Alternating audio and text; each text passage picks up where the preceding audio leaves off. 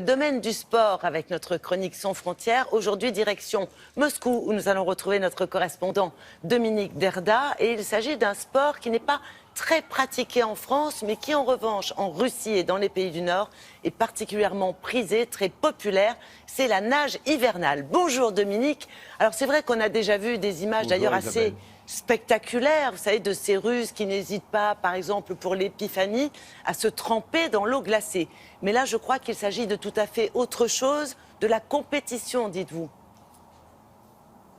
Oui, absolument Isabelle, il s'agit des championnats du monde de nage hivernale qui viennent de se dérouler il y a quelques jours à Tyumen, c'est dans le sud de la Sibérie. Ils ont réuni les meilleurs de la spécialité venus du monde entier, des gens de tous âges qui ont une chose en commun, c'est qu'ils aiment l'eau froide, très froide même, puisque la règle veut que la température de l'eau ne doit pas dépasser les 5 degrés. Elle est souvent bien plus basse. D'ailleurs, là, elle était aux alentours de 0. Et évidemment, pas question pour les nageurs, pour tenter de se réchauffer, d'enfiler par exemple une combinaison de plongée.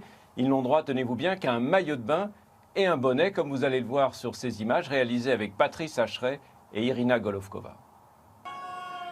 Si pour vous, la natation, c'est un sport qui ne se pratique que l'été dans une eau à 25 ou 30 degrés, pour eux, c'est tout le contraire.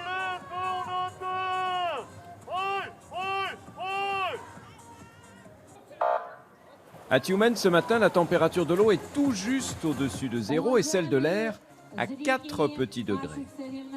Dans la glace de la rivière Toura, on a creusé un bassin de 25 mètres de long. C'est ici que se déroulent les championnats du monde de nage hivernale. 1200 concurrents, des Russes en majorité, des Scandinaves, des Allemands et 4 Français. Parmi eux, Alexandre Fuseau. Dans moins d'un quart d'heure, ce sera son tour de se jeter à l'eau. Il faut se préparer à la fois physiquement et mentalement, donc commencer à se concentrer, commencer à essayer de chauffer intérieurement en essayant de rentrer un petit peu en soi. Alexandre Fuseau est médecin à Rouen. Il est aussi l'un des précurseurs de ce sport en France. C'est sa deuxième grande compétition internationale en Russie. Première épreuve ce matin, le 200 mètres individuel. 4 allers-retours. On vous sent un peu frigorifié là. C'est de la glace. La glace liquide qui vous coule sur le corps. Donc c'est dur. Sur la berge, dans ce drôle de tonneau, un sauna. Rien de tel pour se réchauffer. D'autres, comme ces Polonais, préfèrent le jacuzzi. Ce qu'ils ont en commun, ces nageurs de l'extrême, c'est de ne pas aimer l'eau tiède. Dans l'équipe française, Laurence Dalboussière, qui s'est mise à la natation hivernale il y a à peine un an. Qu'est-ce qui vous donne envie de faire ça? C'est fun, hein. C'est parce que voilà, ça permet de se dépasser et puis comme ça on fait plein de rencontres avec des gens sympas d'autres pays. C'est le dépaysement et c'est le dépassement, voilà.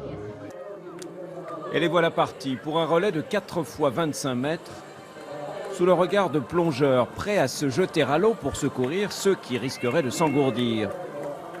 C'est ce que Laurence craignait le plus. Alors? Ouais, ça rafraîchit, hein. Elle est froide? Ouais, elle est froide. Non mais ça va, ça dure pas trop longtemps, mais ça va. Mais j'ai la peau gelée là déjà. Les Français ont pris 5 secondes de pénalité pour un passage de témoin pas très orthodoxe. On est disqualifiés? Non, Ils finissent 11e de cette manche, derrière les Belges, au moral à toute épreuve.